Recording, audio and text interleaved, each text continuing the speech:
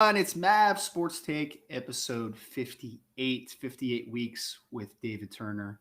Every single week, talking football. Of course, we are unmuzzled sports talk, focusing on the business of sports. A lot of it, which you do hear about, and there's also a decent amount that you don't. So we really dive deep into the business side in the sports world and uncover the truth. So it's unmuzzled talk. We are live here on a Tuesday night, 8:30 Eastern time. Live on Twitter, on Facebook, on YouTube, and apparently on TikTok, which David Turner is testing out for the first time tonight. We have a really fun show. Before we do, I wish you all, if you can like, share, subscribe, and give us a rating on this podcast. It helps us out. It helps out the viewers, helps out the content and the quality of the show. We really appreciate if you would please do that for us real quick. Today on the show, we have Mr. Aqeel Glass coming on, Alabama A&M star quarterback, all SWAC quarterback over each of the last 3 seasons. A really talented football player, draftable player, in my opinion. Had the fortune of talking to Aqeel several times over the last couple years. Then after we're done with Aqeel and in between, we're going to be talking about the panic meter, man. We're going to be talking about 0-2 teams through the first 2 weeks heading into week 3. And we're going to kind of do it, a little bit of a, we're going to decide how worried we are for some of these franchises, if the panic meter should be all the way up, if we're like, they can get back out of this hole. We'll see what happens. Before we start, though, into the topics for tonight, of course, I'm joined by 18-year scouting vet across the NFL, CFL, three straight Alina League championships with the Arizona Rattlers, in the front office, in the scouting world, Mr. David Turner, in the consultant world, and in the daily fantasy sports world. David Turner does it all. David, how are you tonight, my friend? Doing well tonight. It's been, it's exciting to be back on another episode and being live on TikTok. It's something that's new for us. If people want to go join in there, feel free to find us on TikTok and join in and follow and share the videos that we create all week long on TikTok. But that being said, I'm just excited. I mean, my DFL, we'll get into that a little bit. It is such a fun experiment with me right now. I can't even imagine not watching games anymore and not having DFS. It's just so exciting and so much fun. So I'm happy to be on tonight with you. I think our guests are going to be amazing. Our topics are going to be amazing. And I'm ready to just line it up and get after it again. Well, but you really do deserve combat pay being on here so many weeks with me. And 58 weeks, you definitely deserve combat pay. Well, I mean, you could make it an IOU, I guess, right? Just run me a tab, yeah. There'll be some deductions out of your pay in the future. But appreciate you, of course, for being on here with me. And let's start with the DFS as we wait for our guest to come on for tonight. How was this week? I know last time we talked, the last week wasn't the best week for you. How did you fare this past week? I got mopped with this week. My DFS got mopped. So it was, shouldn't say mopped. I mean, again, I'm right outside the money. I'm making a little bit of money. Like I bet $58 or something. I wound up making 28 back. So I lost $30, but I'm right outside the money, and I'm learning how to pair things. I'm learning where you put players to maximize their earning potential. And, it seems like, one of the strategies is always pairing a good quarterback with one of their receivers, maybe not two, just one. And then also you might not want to put the quarterback at the top as your MVP getting your 1.5. You might want to put them, in the regular role and put the receiver at the 1.5 position, because a guy like Cooper Kupp this weekend, he wound up getting a ton of points at the, MVP points for that. But, in regular points at Stafford, he didn't really get that 1.5 advantage. It's just different having a quarterback versus a receiver and that 1.5 advantage. And then the other thing that you might want to think about or look onto, and when you're doing it, is running backs. A lot of the winning rosters have 2 and 3 running backs on it that go off. So you really got to research your running back to know which ones are going to go off and stuff. And last night, I had a great lineup. I had a really great lineup last night. I picked the receiver with 2 names for the Green Bay Packers, and Aaron Rodgers. Valdez Scantling. Yeah, and Aaron Rodgers missed him on the rub route for the 1 touchdown. He overthrew him on 2 other touchdowns. I mean, they took shots with the guy, and he was wide open on all 3 shots. And it's like, if they would have hit those shots, I mean, I would have gotten 3 touchdowns by him. And people would have been like, who would have ever played this guy? I think he was only owned in like 7% of the leagues. And I was just like, yes, that was it. And I knew they were going to game plan for him because everybody else is stacked up against, Adams, and they're worried about Jones or worried about the tight end Tanya. So it's like, who's the next guy up? Well, the double name guy is the next guy up. So double named guy. Double name guy.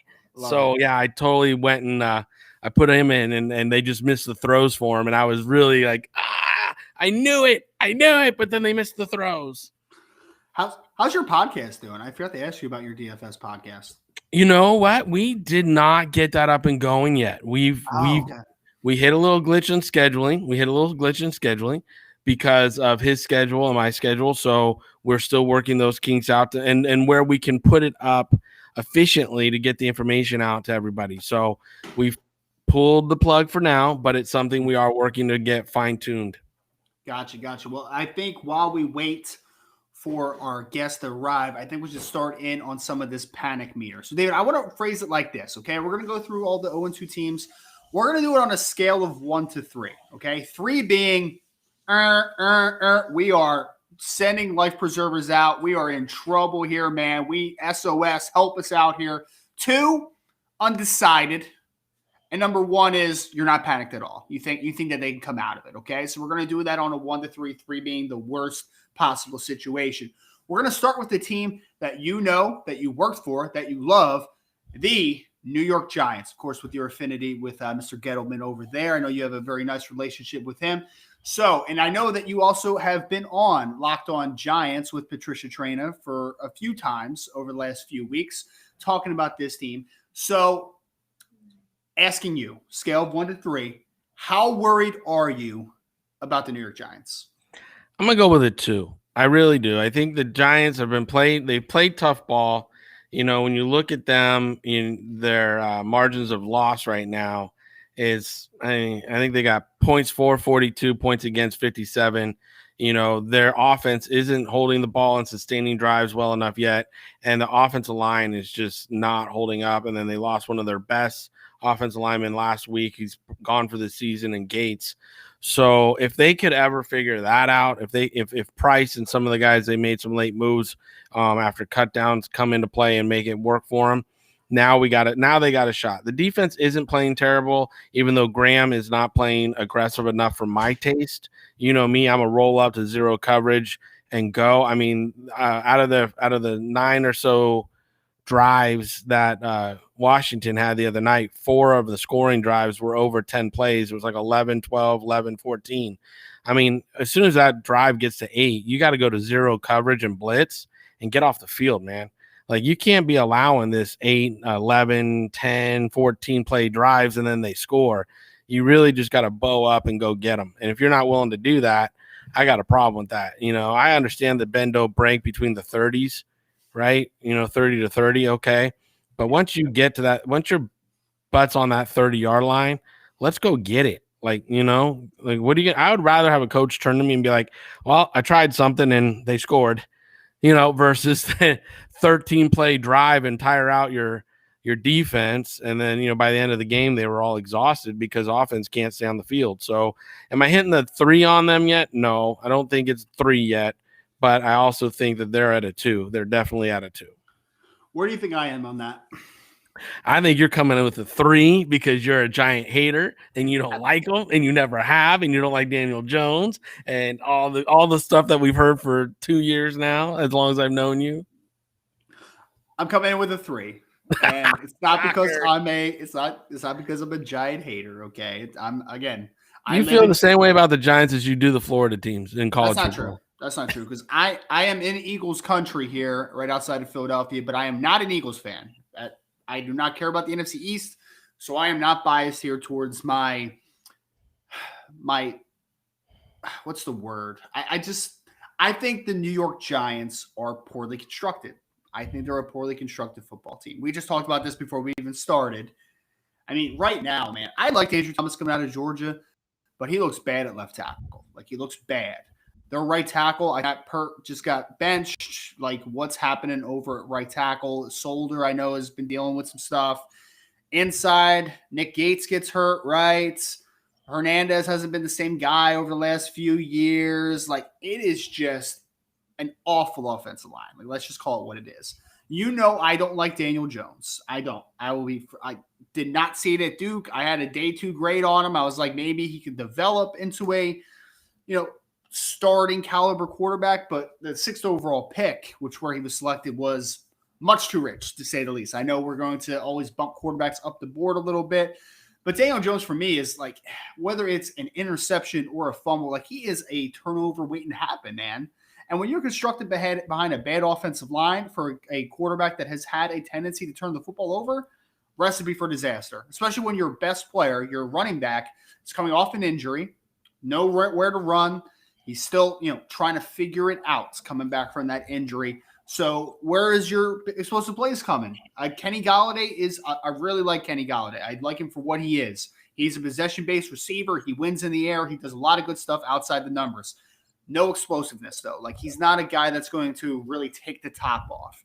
Darius Slayton can from time to time, but he's inconsistent. Sterling Shepard is a pure slot guy. He's winning in tight quarters. He's not threatening the vertical plane of the field. Tight end-wise, Evan Ingram somehow made a Pro Bowl last year. Evan Ingram's awful. Like, let's call it what it is. He's a bad football player. Kyle Rudolph, solid tight end. Solid NFL tight end. But even him, there's limitations. He's not a guy that's going to threaten the seam a ton. He's a guy that, like, hey, he's going to hit some sticks. He's going to hit some, some tough yardage over the middle of the field. Like, he's going to do that. He's going to hit some sticks. He's make him sound like a drummer. All right, shut up. You know what I'm trying to say? All right, chill out. All right. So the offense is just so poorly constructed. I agree the defense has some redeeming qualities for sure, but then the biggest thing that you didn't even mention, and I know that I don't know about completely different wavelengths on this, but man, I am out on Joe Judge, man. I'm out on it. I'm out. Even before the season started, I am out. I liked a lot of what he did last year. There was a lot of good things and a lot of positives, but we had guys getting signed to that football team this past offseason and retiring within days. Like, there's something that's not right there, man. There's something that's not right. And I am a former high school coach, but like the high school vibe that he gives off, like, hey, coaches are going to run laps. Like, that doesn't work for me in the professional ranks, man. So I am all the way up on a 3 on the New York Giants. The only redeeming quality to them, besides for the solid defense, is the fact that, like, they do play in a bad conference right now. I mean, who's the favorite right now? Is it the Cowboys? Are the Eagles kind of for real? I wouldn't say for real, but like, are they a contender to win that division? The Washington football team are now all on. I know Heineke's a serviceable backup quarterback, but like, who is going to win that division? So that's, I think, what the best thing that the Giants have going for them, and the fact that they're in a bad division. But all the way panic meter. Turn it up, crank it up, out on the New York Giants. Out. I can't go. I can't ring the bells and put the sirens on it, because I think when we talk about some of these other teams coming that are 0-2, yeah, the case for them to be on the extreme hot seat, sound the alarm and make people go, what's going on with them? I think the arguments are going to be so much easier to make for them. Well, we got a couple of those coming. We absolutely do. We're going to invite Aquil Glass on in just a second. Before we do, would you be a parent of a high school athlete trying to make it to the next level? If you answered yes, then why not secure coaching from an expert? Here at Maverick Sports Consulting, we work with high school athletes of all sports to create a strategy for the recruiting process. With limited scholarships given each year, having a pointed recruiting plan helps our clients secure their opportunity to play collegiate sports. We focus on your transcripts, film, leadership, and more to set your goals and create pathways to get to them. Whether you're looking to attend an SEC school or Slippery Rock University, we can support your efforts to get to those goals in 2022. Contact us at mavericksportsconsulting.com today. So like I said, we're going to welcome on Mr. Aquil Glass, a young man that I have had the pleasure of talking to. I don't know, Aquil, you can correct me in a second, but I think this is like 4 or 5 times, something like that, man. But we have, of course, the Alabama A&M star quarterback, 77 career touchdown passes, nearly 9,000 passing yards, and all SWAC selection over each of the last 3 years. Welcoming Aquil to the show during his fall season, which has started 2-0 so far, man. How are you, brother? Long time no talk. Doing good, right? It's been a minute, but I'm doing good. I appreciate you guys for having me. Yeah, man, absolutely. I know. Aquil, I should have worn my Aquil Glass shirt on tonight, man. Just got the merch, you know. But we appreciate you, of course, as always. I appreciate you for hopping on with us. I think it's your first time with David. He's a former NFL scout, so I know he's going to have some eyes on you. He's got the HBCU kind of lens on as well. So, Aquil, I want to kind of start off with this season, of course. 2-0 start, like I said. South Carolina State, real close game. I think it was like 44-42, 42-41, somewhere in that ballpark. And then you guys have another close victory over Bethune-Cookman this past week. Talk to me a little bit about, I know that you guys went from right spring into fall football. What has the atmosphere been like around the team, man? 2-0. I know you guys haven't lost a football game in a while. What is just the atmosphere right now around Alabama A&M? It's exciting. It's all about winning at this point. We're taking it one game at a time, one practice at a time, one play at a time. Just trying to do our jobs each day and come out and win our next football game. Coach Maynard said after the championship, he said he doesn't plan on losing the game for a long time here. So I think that's the plan for everybody, and everybody's bought in, everybody's excited, and everybody's just working each day to get better. David, I don't know. I never told you this before, and obviously it's your first time with the Quail. His head coach, Coach Maynard, was actually. Have you ever seen the movie Any Given Sunday? Wow, it's been a while, but yes. Yes, Willie Beeman, the quarterback, of course, played by Jamie Foxx.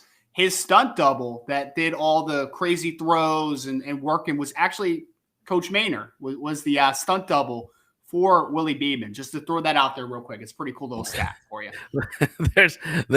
there's a piece of information that will come up on a awesome, Jeopardy man. test. It's so cool. It's so cool. Oh yeah, okay, so cool. You geek out over the funniest stuff, bro. I swear to God. Well, it was like one of the first times. So I asked Aquil, I was like, is Coach Maynard ever warm up the arm a little bit, man? Because he could sling it a little bit,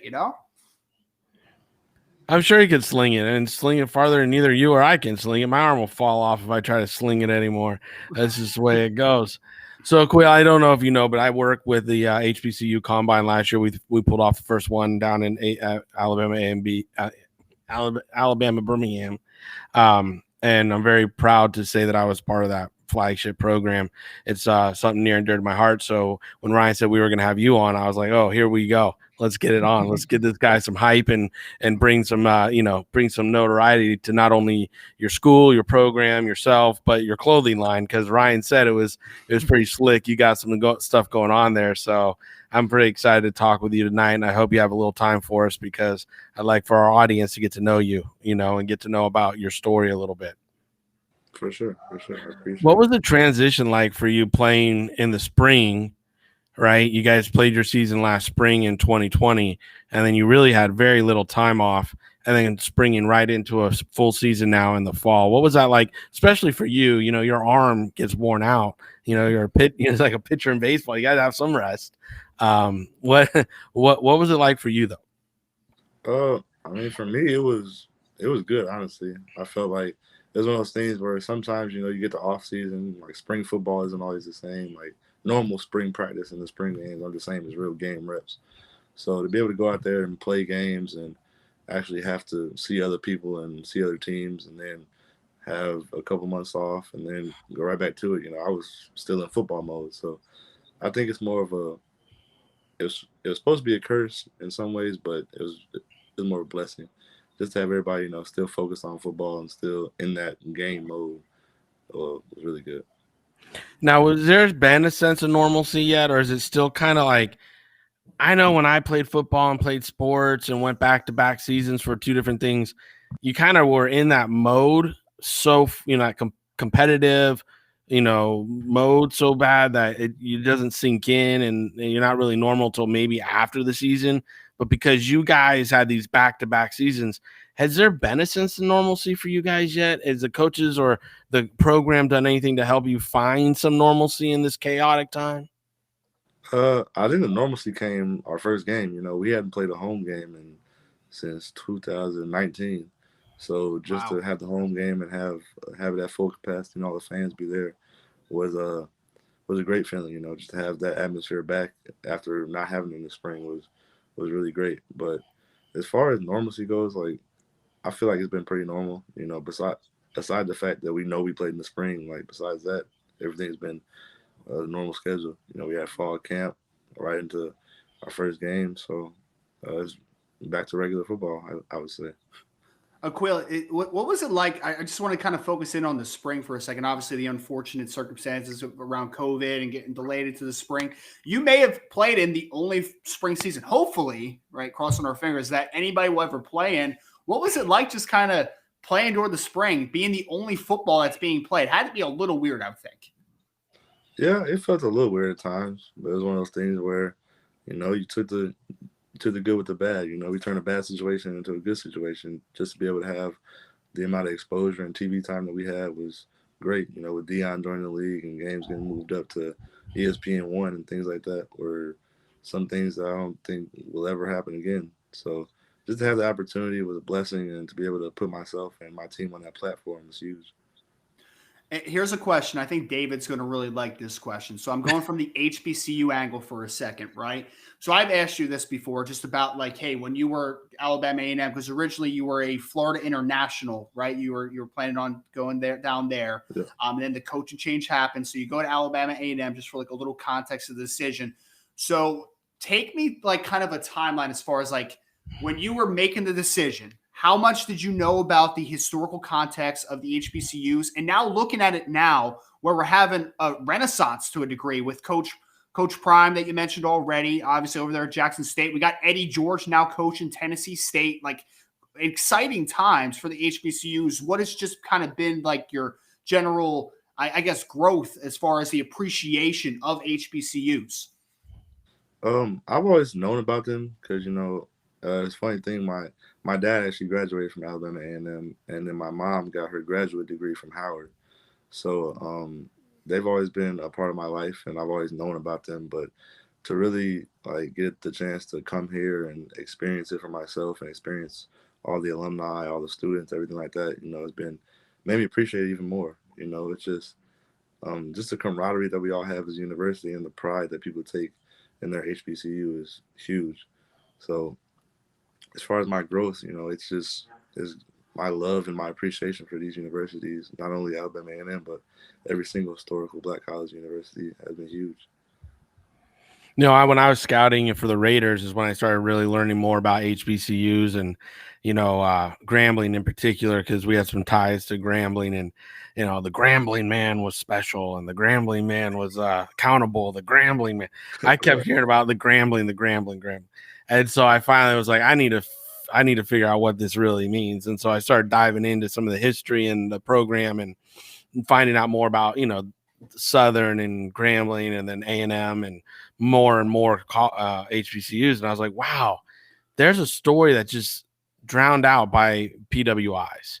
You know, the PWIs just drowned out the stories that HBCUs have. And really, there's some really beautiful stories. And a friend of the program, Steve Weiss, Howard graduate, you know, he's a guy that obviously I talk to on a pretty much monthly, if not weekly basis. And he's always about Howard University. And he's pumping Howard. And, you know, according to word on the street is Howard still has the best homecoming, which, you know, I don't know. I guess their alumni take really big pride in that one, you know, but maybe A&M's coming up. I don't know. We're going to have to, I think we're going to launch a Hulu channel on HBCU homecoming events and see who can win the competition. Yeah, It'll be like Battle of the Homecoming. Battle of the Homecoming, HBCU style, baby. Let's get it on. Yeah. Well, Like, bring it never to the house. You know, let's see some step competition, some big band. Like, let's get it going. Let's get some barbecue competition going, some spoken word. Like, let's get a whole festival going. I like it.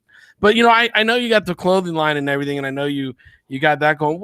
Give us some more thoughts on the NIL movement. How have you tried to take advantage of it? And what are some angles maybe that haven't yet come to fruition for you? You might be, you know, use this platform to put it out there, you know, speak it into existence here and see if maybe our audience or us here can help you get some movement on it. Yeah, like you said, you know, my biggest thing was just the merch, getting that started. And then as far as anything else, you know, it's just been about, for me, it's always been about keeping the main thing. You know, without football, I wouldn't have the opportunity to capitalize off my name, image, and likeness. So as long as I do my job on the field, you know, things will come. It's not one of those things like I'm truly like worried about or pressing. It's one of those things where like if I see an opportunity with a brand that, you know, has some longevity and has an opportunity for me and them to have a growing relationship as my career moves forward, you know, that's been my main focus. But as far as it for everybody, it's been a long time coming. You know, it's one of those things where, you know, people have had a lot of stuff taken away from them for things like this, and to be able to do it and be in the moment now and be able to capitalize off of it is great because, you know, it's just matching up my career perfectly. You know, I'm at the peak of it. I'm just continuing to get better and grow, and the NIL movement is growing with me. So it's been a great opportunity, and just blessed to be able to take part in it. And Quill, a question about obviously with the NIL stuff. I know a lot of people are obviously in different situations. Like, how are we going to attack the whole process? For you, I know we've talked about it in the past. Is like, I think a big recruiting pitch that a lot of schools have right now is the fact of like, hey, you come here, we're going to educate you, and we're going to help you to make that money off of your name, to help you better market yourself. How do you feel like A&M specifically tackled that ability? Because I think a lot of coaches, obviously, I'm sure you had many conversations with coaches about like, hey, this is the next step.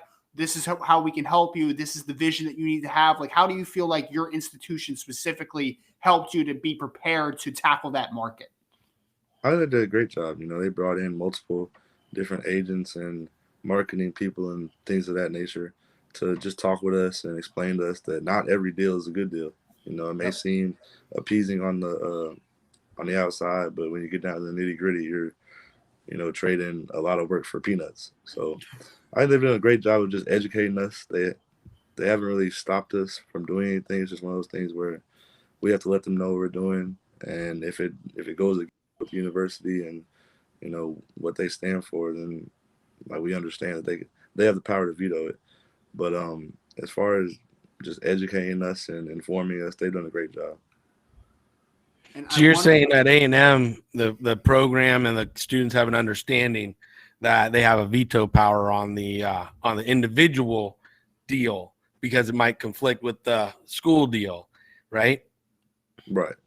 You know, and that's interesting because some schools are taking a different approach. They're letting the individual deal kind of massage that team deal a little bit. Right. You know, with us, like, I think the school is sponsored by Zaxby's maybe. So, like, say somebody, maybe Bojangles or something wants to work with them. I don't know if they would be in line to do that, things like that nature. But, you know, I think that anything that comes for people is going to be great. Yeah, for sure. And I know, Quill, obviously, you know, there's a lot of angles we wanted to ask you about. There's the HBCUs, obviously the update on the season. I want to talk to you about the NIL stuff. But I wanted to boast about you for a second, man, because I keep telling people, like, you need to figure out who you Quill really West need to is. hire Ryan as your hype guy. I'm telling you, man. Like, I watched him throw. I saw one game when he was a sophomore, and I'm like, that's some good stuff, man. Like, that's not an ordinary FCS quarterback. You know, you can tell when the ball comes off a guy's hand just a little differently. And obviously, you are right around 6'4". You're 230 pounds. I think you have an opportunity to play at the next level, obviously. And when I was talking to David before the show, I was like, hey, man, this guy has 77 career touchdown passes. He's got 9,000 total passing yards in his career. You're one of the better HBCU quarterbacks to come out in some time. Just kind of taking a step back for a second, because I know you have a whole season. You still, you're at the top of your career right now. You're at the peak right now, and there's only up from here. But just kind of looking back on that context, we talked a little bit about like the resurgence of HBCUs, knowing that you are one of the best to come out maybe in some years. Just how much of a blessing has it been to be a part of that movement and be a part of an HBCU and to be a part of what might be a rebirth right now?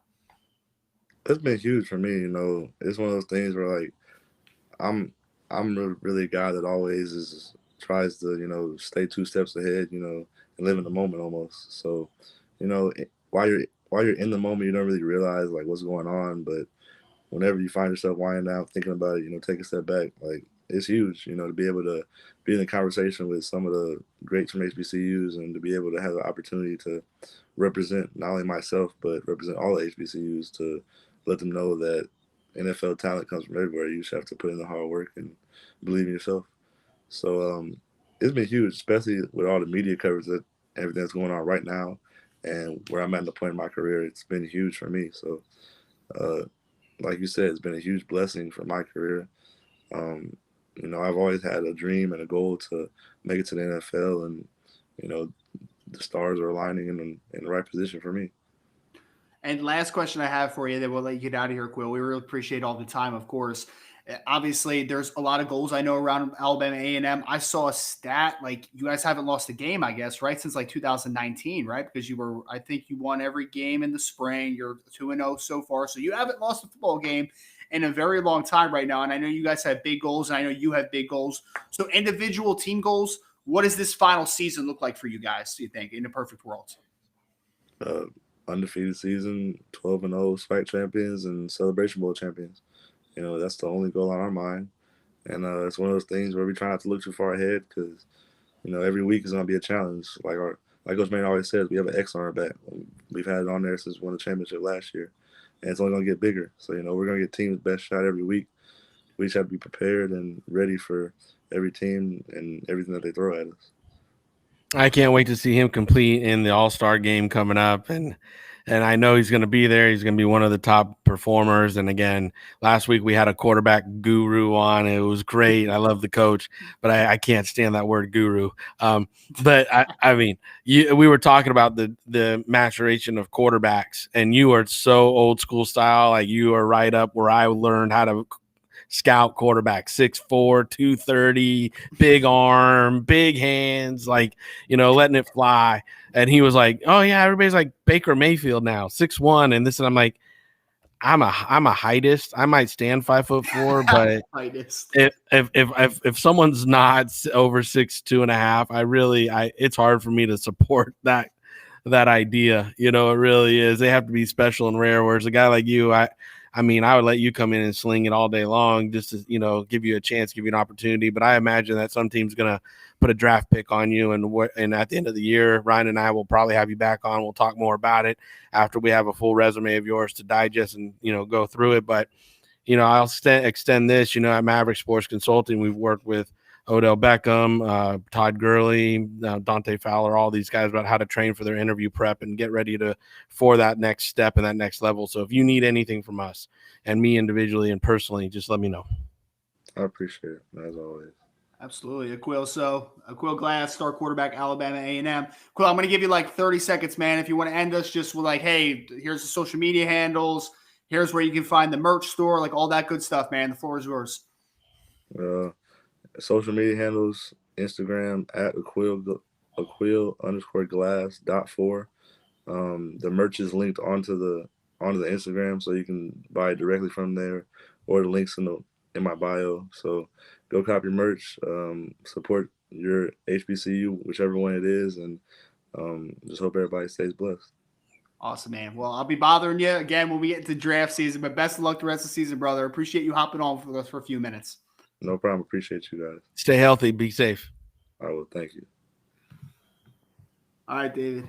So that, again, is Mr. Aqeel Glass, star quarterback out of Alabama A&M. Like I said, I think he's one of the better quarterbacks. I mean, maybe the best quarterback to come out of an HBCU in several years. Like, I can't think of a guy off the top of my head that's come out in recent years. Obviously, like the first guys I think about are like the Doug Williams of the world. So, like you said, he's got the old school style. I mean, kid just knows how to layer the ball to multiple levels of the field. He's got a very strong arm, big stature. He's very sturdy in the pocket. I love a lot of what his game is. Saw him play in 20. He's an HBCU Ben Roethlisberger. Let's be honest. That's that same similar style, size. You know what I mean? Thickness. He's got the arm strength. He's that kind of style. And, again, he's not getting the hype. He's not getting it. But when you read the stats off, they're probably better than what Ben's was in college, okay? So when you're looking at the same stature, same height, same style, same individual, but better stats, we need to be talking about this kid more. This kid needs to get more attention. And that's why we're here. That's why, God bless America and you, because you bring these players to light. You help us get them on the show. You attract them to us so we can get them out and help everybody in the world know who they are early in their career. And hopefully we turn one or two of our buddies who are scouts on the road, their attention his way a little bit tonight. They maybe pay attention to him a little bit more and write up their report a little more favorably for him. Absolutely. I mean, I would be shocked. I was looking at Blesto and National this offseason. I think he had a draftable grade for one, and then he was bordering on a draftable grade for the other. And for me, like that type of kid, smart, he just does everything solidly, you know? Like I think that he's a guy that I would be shocked if he doesn't at least get an opportunity at the next level. I wouldn't be shocked, but I would be very surprised if he didn't cling on for a little bit. So I really like Aqeel Glass a ton out of Alabama A&M. Shout out to him for taking some time. We're going to get back into our panic meter in a second. Before we do, have you secured any sponsorships with your name, image, and likeness yet? No. What's keeping you from earning money or gaining products today? Probably access to companies. Maverick Sports Consulting can connect those dots for you. We believe in the power of athletes making a living off their likeness while going to college. If it's simply that you don't have access to companies, don't let that keep you from being successful. Contact us at Maverick Sports Consulting so we can help you navigate your path to gaining corporate sponsorships for your collegiate career. As athletes' earnings potential is unlimited, why wait until tomorrow to start earning today? It doesn't matter what sport you play.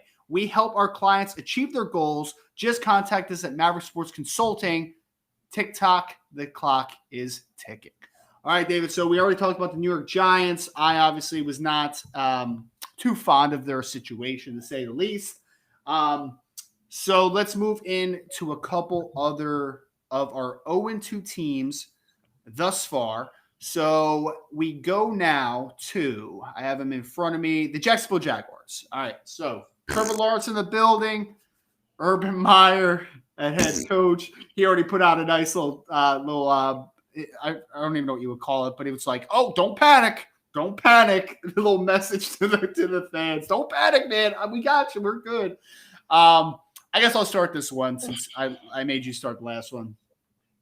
As far as right now, this season, like it's a 3, man. Like we know it was a 3 before we started. Like, let's be honest, man. Like, let's be completely honest here. Trevor's going to be good. He's going to be good. He's going to last. He's built to last. He's an incredibly talented football player. What is he, a Ford truck? Built to last. He is built to last, man. He basically is a Ford truck. He's built to last. There are some nice football players in the Travis Etienne, unfortunately, got injured, is out for the year. They're running back, but they still have James Robinson, who's a good football player. They have DJ Chark at wide receiver, who's a good football player. They have Josh Allen on defense at defensive end, who's a good football player. Miles Jack at linebacker, good football player. But let's be honest here, man. We keep talking about bad offensive lines. Jacksonville at left tackle is awful. Interior is not great. Right tackle is okay. But of course, you have a rookie quarterback. You have your other first-round pick is out injured for the year. Defense is a mess. The secondary is awful. Linebackers outside of Miles Jack is bad. Defensive interior is awful.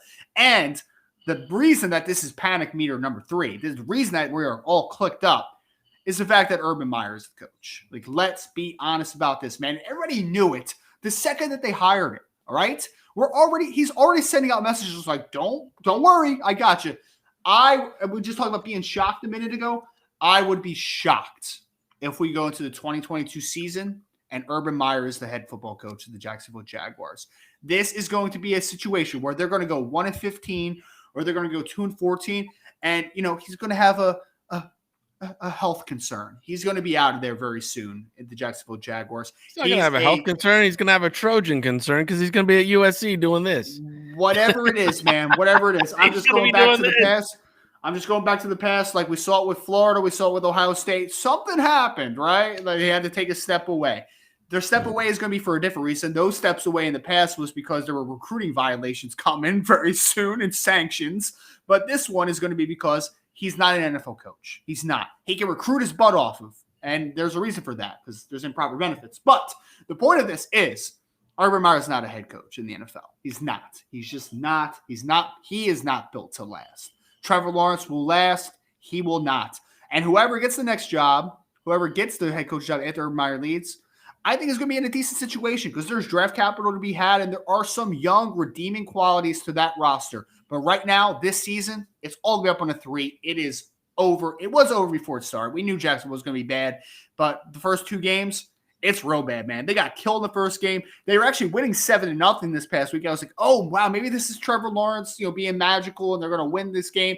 Nope, they ended up getting blown out again. So this is a bad roster. This is a bad football team. I think 1 to 2 wins is right about the ceiling for this team. Yeah, no, this is a panic button. Like you said, before they even kicked it off, it was a situation where it was going to be terrible no matter what because of decision making at the top from how they put the front office together through the whole thing. I got friends on the staff. I think there's some good coaches on the staff. I think there's some good people in the front office, but I just think that, it's just too limited in certain areas. And, let's be honest here. I mean, these guys have, this team so far, their time of possession is less than 2 minutes right now. Okay. Their average starting position in 2 games is their 21.7. I mean, that's not even a touchback anymore. And touchbacks are a 25-yard line, right? So, I mean, it's just not even start. I mean, I think they've given up 15 or 17 first downs from penalties, helping their opponents out, when they should be getting off the field. They passing yards is almost 600 passing yards in the first 2 games. They have, the opponents' quarterbacks are 20, attempts 67 of them, 47 of them complete. So, again, it's just not set up for success in any which way about it. Like you were saying, Trevor Lawrence has some tools, has some skills. Shark's got some skills. This is a long haul. This is a rebuilding model. This is somebody and a team that's going to take, I think, not next year even, but the year after, because next year they're going to have to stay young, build through the draft, and then this year's draft class, last year's draft class will mature. I think it's going to be 2023 before we see this team get turned around. And obviously, if, Urban for some reason is still there, it's just not going to get done. He's a college coach. He's a recruiter. He's used to having superior talent over being a superior coach. So it's just different in the league because up there, everybody's good. Every position's good. You can't pick on a kid that, doesn't belong playing against your Ohio State receivers. So, it's just going to be tough. And like right now, I think their leading rusher has 72 yards on the season on 16 attempts or something like that. James Robinson. Right? Yeah. And, so it's going to be really hard, really, really hard for them to redeem this season. I got a 3 on them. I say it's a panic button. I think if you're one of the 12 Jacksonville Jaguar fans out there, I'm sorry. Enjoy the parking lot pre-parties. Jacksonville is a beautiful place to hang out, but as far as winning football games this year, you guys are going to be in the top 1 or 2 again. Let me ask you something real quick. You remember after last season when we were talking about like the coaching carousels and stuff, right? Do you remember like we were talking about it and we were saying like worst case scenario, and we thought it was maybe realistic, was like they retained Doug Marrone and then they retained Trent Baalke, who was the interim at the time, right? And we were like, wow, that would be such a Jacksonville move. Is that worse than the reality we see right now? Like, is Doug Marrone and Trent Baalke worse than the pairing of Urban Meyer and Trent Baalke? Like, I feel like this team is just organizationally from the top, working its way down, is just a dumpster fire, man. Like, it is, because even when they get a new coach, you still have Trent Baalke calling the shots for the roster management for now. Like, is it going to get that much better that quick? You know what I mean? Well, I think the directive from the ownership has to start laying down foundation for what they expect, and that has to be consistent with decision making all the way through. I'm not a Trent hater. I don't think he was the best person for the job, and I know Trent. I worked with him in San Francisco, and I'm not trying to be mean to Trent here, but I think the way this team in the offseason was set up was for a fantastic drafting college style GM to come in. They had 12 draft picks. Like you said, they have draft capital coming up this year. It would have been that kind of situation. And honestly, going with a younger coach maybe would have been better too. Be high energy, bring the rah-rah college atmosphere to the field because you're going to have a young, college aged team, right? So again, a guy like Ed Dodds, to me, like I told you, was a guy that I would have called up and done. And then the Philadelphia coaching staff probably would have wound up down in Jacksonville, because that Philadelphia coach was the offense coordinator at, the Colts last year. So you probably would have seen that coaching staff with Trevor Lawrence and Ed doing their thing in Jacksonville, having a young energy throughout the building from player to GM to coaches. And that, to me, would have been a really special place to go play. And I think that would have attracted some good free agents and stuff, too, that Ed would have cherry-picked and went after. So, that's the kind of style I was hoping Jacksonville would go to when we talked about the coaching carousel last year. This year, I'm not a hater on Trent. I'm a hater on Urban Meyer. I've never liked him. I don't like him at all. I don't think he's a good coach. I think he wanted the Texas job, but he wanted $10 million a year to do Texas. When Sark heard that, he came in at $6 million. They said, good, let's go. We get this Alabama coach who used to be the head coach at SC. Let's do it. Boom.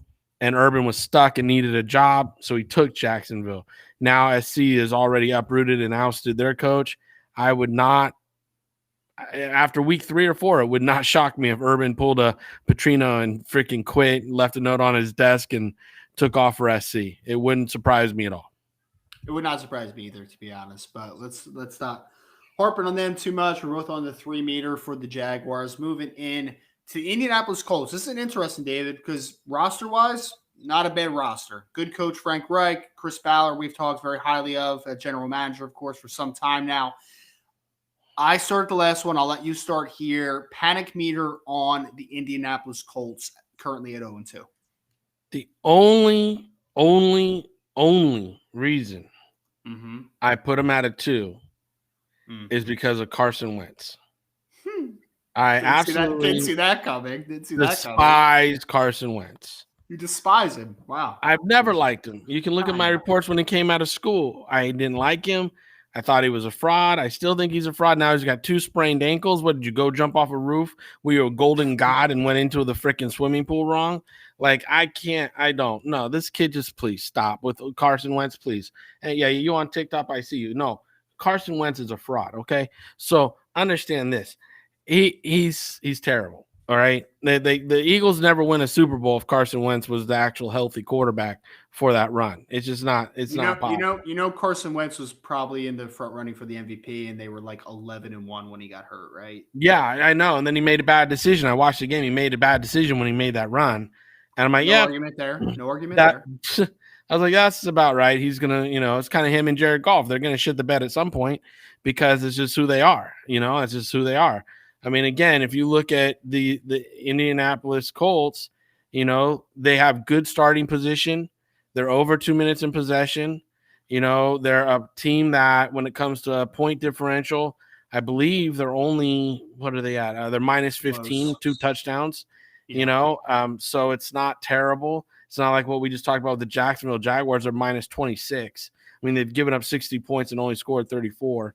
Again, respectably, 60 points is terrible, right? So, that being said, I think Indianapolis has a defense that will mature a little bit. They got a couple areas they got to build around, but they're getting some injuries too. Like, being honest, I mean, Kwity Paye did not play. He had a hamstring. Xavier Rhodes had a calf, did not play. Brandon Smith, the offensive guard, he didn't play. He had a foot injury. Darius Leonard, ankle. Jack Doyle, didn't play. He had something going on, I think, personal. Eric Fisher's limited with his Achilles. So when these players become healthy, that defense and that team becomes better. When those players are on the field, they'll be better. All right. But I'm giving them a 2 right now. And I wouldn't even be at a 2 with them if they had a different quarterback. I really wouldn't. I would say they're a 1. They're going to get it figured out. They're going to be fine. But they got that quarterback. I can't support it. They're a 1. They're a 1 for me, mostly because they are in a terrible division. Absolutely terrible. Jacksonville Jaguars, we just talked about. the Houston Texans are 1-1, but like, what's the stay power with that type of team, with that roster that we have ridiculed for most of the offseason? Tennessee Titans do not look good so far either. They do not look strong, to say the least. Even after their late game win this past weekend, they still do not look like they're very strong right now, especially defensively. So Indianapolis is in a very below average division there. And I am buying into the fact that they have one of the better offensive lines in the NFL. They have some weapons, and they have a really good running back, and they have a good defense. Anytime that we have a powerful offensive and defensive line, we have a chance. And I understand that your frustration with Carson Wentz. And trust me, for a long time, being right outside of Philly, I was a Carson Wentz apologist because I saw some talent, and I'm out on him. Like, I'll be very honest. Like, I'm not with the Carson Wentz is franchise quarterback, long-term. Like, I'm out on that respect with Carson Wentz. But in this division, he's good enough to make the playoffs. Absolutely. So I am at a 1 right now. Because of the division, I don't think they're a top 6 the roster team. Is good. I don't. Not with him at quarterback. He's not a top 6 in that team. division. Who's good, David? I mean, honestly, who are we picking over them? Jaguars, absolutely not. The Texans, absolutely not. Them and the Titans are going to be neck and neck, in my opinion, because I think the Tennessee Titans are a very flawed team. Very flawed. The first couple weeks they've been exposed at tackle. Their tackle position is really hard. But again, last week we saw the run train coming downhill. And that's a big man coming downhill. So, Tannehill only has to make a couple completions a week, man. But that defense, man, I'm just not buying into that Tennessee. And it's weird because Mike Vrabel, that's what he does, right? Like, he's a defensive guy. And their defense right now, the last 2 years, last year it was bad. This year, it looks bad. It looks really bad. I know they've already given up 68 points in 2 weeks, and they're minus 22. I know we're only talking about 0-2 teams, so I'm not going to get too deep in this, and we're already 51 minutes in. But again, they've scored 46. They've given up 68. They really have to sew up that defense, and they have to do some stuff on special teams to make the offense go. But we did see Henry this past week, and really, they queued him up and they let him go, and obviously, they're going to do a lot of that the rest of this year. Yeah. Well, we'll see how it works out. Again, in that division, I think they have a good chance. We're going to move on to the Detroit Lions, another team that, we could have predicted would be in this situation at this point before the season.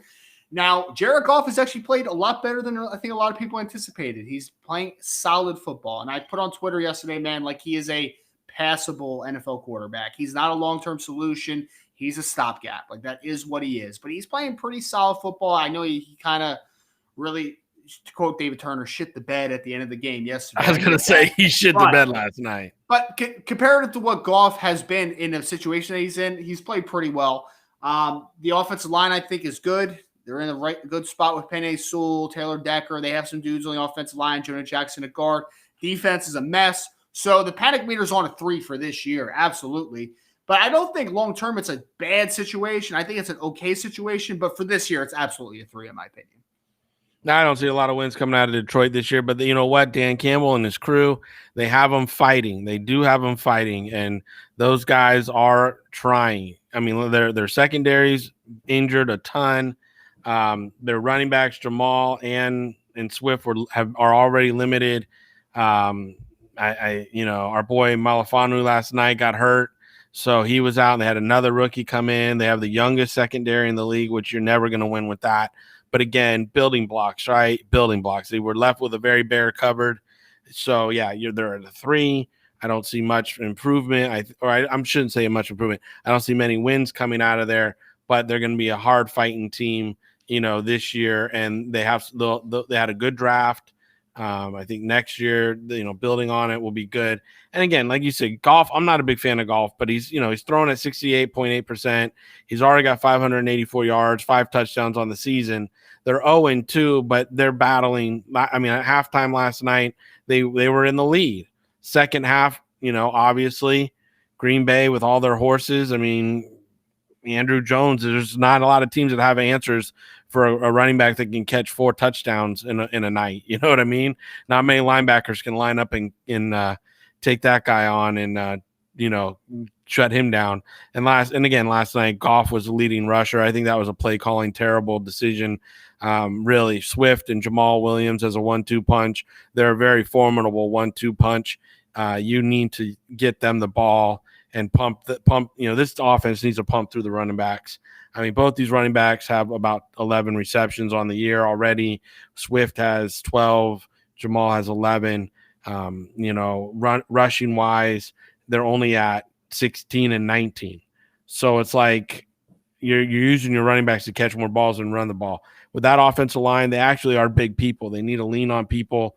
They need to push them. They need to get around because their average per rush, if I have my stats right, are like 4 yards and 4.5 yards per rush. So, you got some time. You got some. If you're getting 4 yards every freaking play, that's a first down in 3 plays. There's movement. There's movement for sure. Yeah. So instead of throwing the ball so much with golf, just pump the ball, run the rock, go downhill. I mean, you got a great tight end. I mean, this guy's been targeted 20 times and has got 16 receptions, 2 touchdowns. He's averaging 10.2 yards a catch. Use what you got. Be smarter with your play calling. And use what you got. You're a 3, but you could easily be a 2 in a couple weeks. Yeah, they are.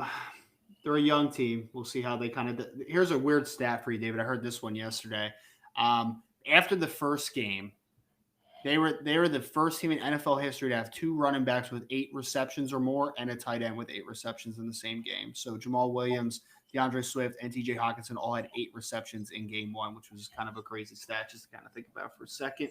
Talking about the usage of the running backs in the passing game. They were definitely using them in the first game. Moving on to the Atlanta Falcons. 0-2 Atlanta Falcons.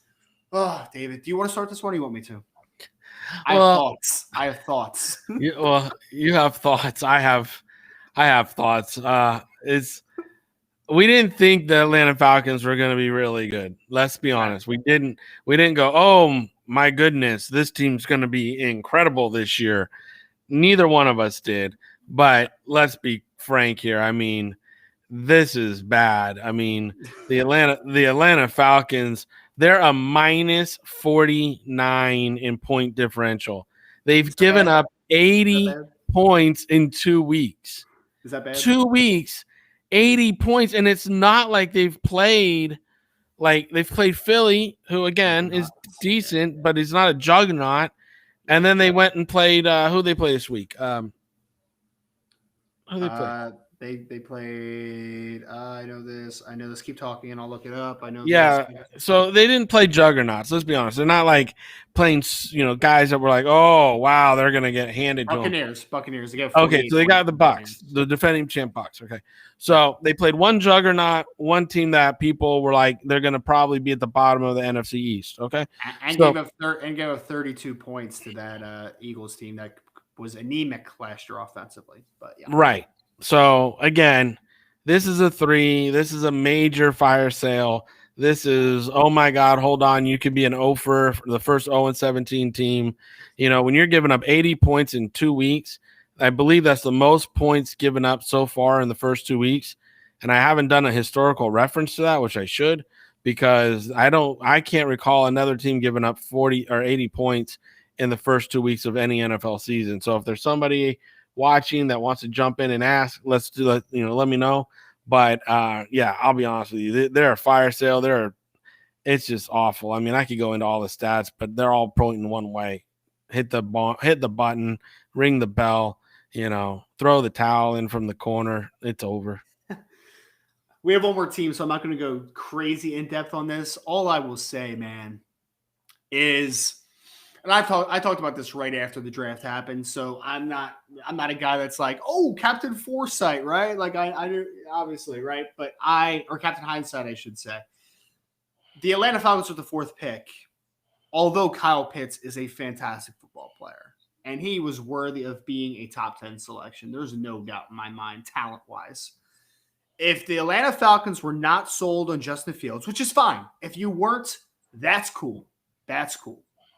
But if you're not sold on Justin Fields, you had to take Penei Sewell, man. You had to. You had to take him. And I know we were talking before the show, Micah Parsons, one of those guys you had to take. Taking a tight end pass catcher, that is a privilege for a good team that just so happens to be picking top 10 for some reason. That's a luxury. That is a luxury pick. when you're a bad roster. You have a quarterback that is aging, that is in a completely different window than the rest of your roster.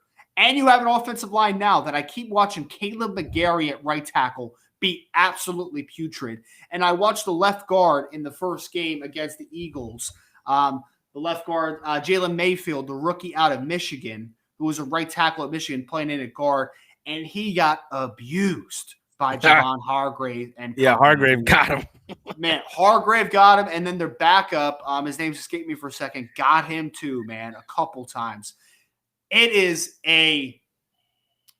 implorable to think what they did to this roster. When you had a number 4 selection, you chose to take a luxury when your roster is bad and you have a quarterback in a different winning window. And again, if you weren't sold on Justin Fields, that's cool, man. I'm hearing you, and that's fine. If that's your opinion, that's your opinion. You're not sold on him, cool. Don't take a guy just because you're desperate. I get it. But there are players on that field, on that board, that were more valuable than Kyle Pitts. Not saying that he's necessarily not worthy of that pick. Again, I keep reiterating that because I think talent-wise, he's a top 10 pick. But when you have a roster that Atlanta Falcons have, you cannot make that pick. You cannot do it. And I like Arthur Smith. I thought he was worthy of a head coaching job. He was Tennessee Titans offensive coordinator. He did some good stuff with Tennessee, man. He really did. Had a really good offense over the last couple of years.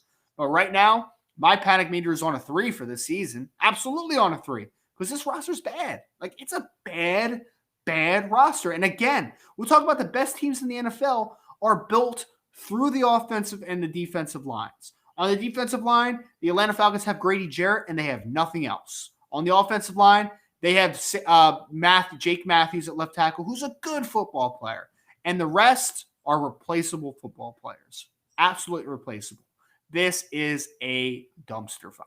Like, hold on real quick. Last stat here. I know we're going to go on to one more team, but yeah, they've given up 520 yards passing on 71 attempts in 2 weeks.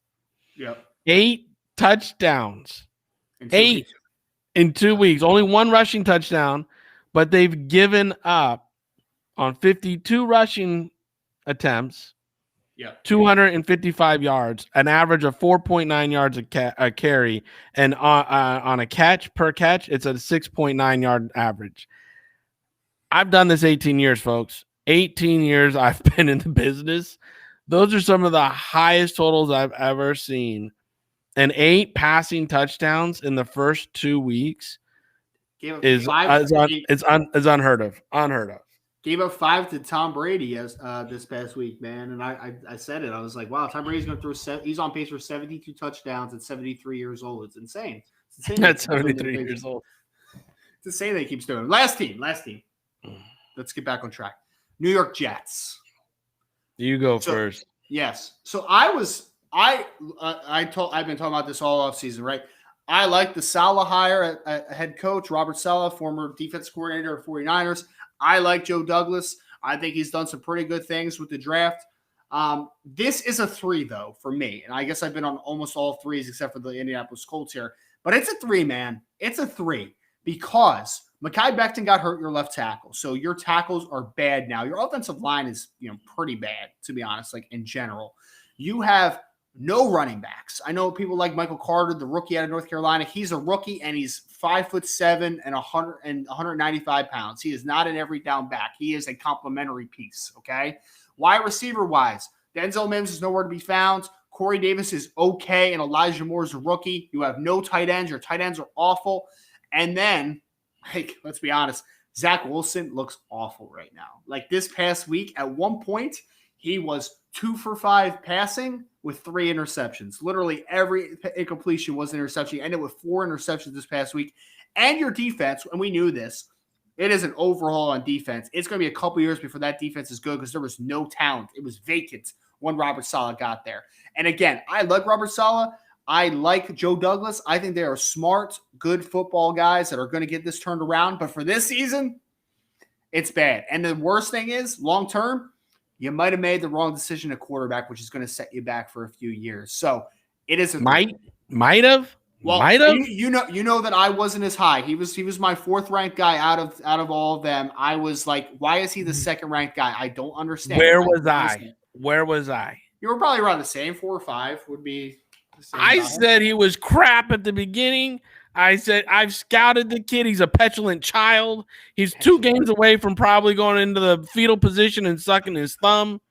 You know, he's not the guy that he's a fraud. I watched his workout. I thought everybody's gloating about this one ball, his throw. It hung up there forever. I'm like, in the NFL, that's a pick. I don't care if it's a completion against air. In the NFL, that's a pick because he had floated it up there so much. And this kid, they were coming in, oh, he doesn't have that many interceptions. Oh, really? First 2 freaking games of the year, 5 interceptions to 2 touchdowns. 5 interceptions in the first 2 weeks, buddy. Okay? So, buddy. And, you know, I'm sorry. It's just like, you know, and again, he's thrown 70 times for 391 yards. He's got 2 touchdowns, 5 interceptions. And this team is not, like you said, they're not running the ball efficiently. You know, their average per drive points is under a point. Their opponents is over 2 point. They're at 0.83 points. I mean, they're not putting it up. Their starting positions at the 23.8. You know, time of possession's decent. It's actually decent for what they are, what they're getting the results. They're averaging 2 minutes and 32 seconds per possession, which is almost on league average. But then the result is a turnover, or you know, or they're not getting it done. Their scoring results suck.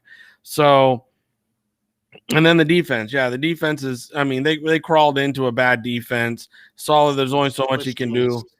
I mean, there's just only so much he can do. You know, I like Joe, as you know, but I did not like the getting rid of Sam Darnold. And now you see Sam Darnold, you know, flourishing down there. You know, once he got rid of Gase off his back, the monkey got off his back, and he's down there in Carolina. They're 2-0. They're on the opposite side here. And, you know, I'm happy for Sam Darnold because I think he got persecuted for stuff that wasn't his fault. But when you're looking at this defense, there's just not much there to build around. And their main pass rusher got hurt in training camp. So, you know, it's going to be hard. And again, we've been talking about point differential all night.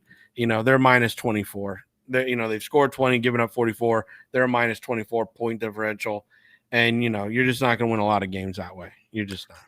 And I'm surprised by that 44 points because that's actually not awful through 2 games. Like it's like we just talked about a team that's given up 80 points in 2 games. So 44 is not really that bad. 22 a game's not great, but it's not putrid, you know. So it's not. I mean, if you look at like the elite defenses, let's just call it what it is. Like the Bills, Patriots they've given up 23. Okay, even the Ravens have given up 68 so far. So 44 is not terrible, right? Now, but you go into defenses like the Broncos, they've only given up 26, and their offense has scored 50, so they're a plus 24, right? You go into other teams like hold on here. You give up again, we were talking about the Washington football team, right? Yeah. Their defense has given up 49. Their offense has scored 46. So they're 1-1 on the season. They're a -3 in the differential. Cowboys are a +1. Eagles are actually a +20, right? And they're 1-1 on the season. When you're down though in like -49s, -26s, I mean, that's just a differential that we historically don't see good rebounds from, right? You know, the Saints even are 16. They're on the positive side. So, you know, Seahawks are 9 and Cardinals are 26 and they're 2-0. Rams are 23 and Niners are positive 14. So if you're digging yourself out of that kind of hole historically and you're 0-2, it's just not going to be a good season. And, you know, your fans just need to understand that 0-2 is usually the kiss of death. Most people in a 16-week season, 0-2, no chance at all getting to the Super Bowl. Playoffs are it's only happened a handful of times. But when you have these point differentials, like, it's really, really hard to undig those holes. Absolutely. So I think that's a good way to end the podcast for tonight. We want to thank you all. If you could give us a like, share, subscription, and rate for this podcast. If you enjoy it, tell a friend. Make sure that you give it just put it out there, man. Word of mouth is always the best way to get a good product out there. So we appreciate everybody that has followed along with us live here at 8:30 Eastern time on a Tuesday night. We appreciate everybody again for all the continued support. Going to end us with our final shots of the night. David, if I could start here tonight, I would just say my website, riseanddraft.com, we actually have a remodel that is going to be pushed out here at the end of the week. Site looks fantastic, man. Not to toot my own horn for a second, but we have the draft database on there. We have the mock draft simulator. We have early preliminary reports on players. We have weekly articles. We have it all. We hope that you come and check out riseanddraft.com. David Turner, how would you like to end it? As always, giving you the last shot of the night. Woo, baby. Let's go. Let's get after it. You know, what I just like to say is thank you to everybody who's joins us each and every week live, each and every week downloads our podcast, who enjoys us. You know what I'm saying? Like, follow, share, like Ryan says every week. Let us know that we're doing a good job. Give us a little pat on the back, and also contribute. We're here for you guys to contribute. Tell us what you want us to talk about. Give us an idea, something you're wondering about, something you've always wanted to hear from an expert like myself. You know, what you're curious about, whatever. Let's know. Let's go. Let's get it on. Let's get after it. And don't forget to like, follow, and share our programs, but also interact with Ryan, myself on social media. We love interacting with our fans and our friends. So, you know, we're always up for more chatter on the social media too. For sure. riseanddraft.com, mavericksportsconsulting.com. Make sure to check out all the sites. Again, share it, rate it, subscription, all that good jazz. We'll be back same time, same place next week. Please enjoy your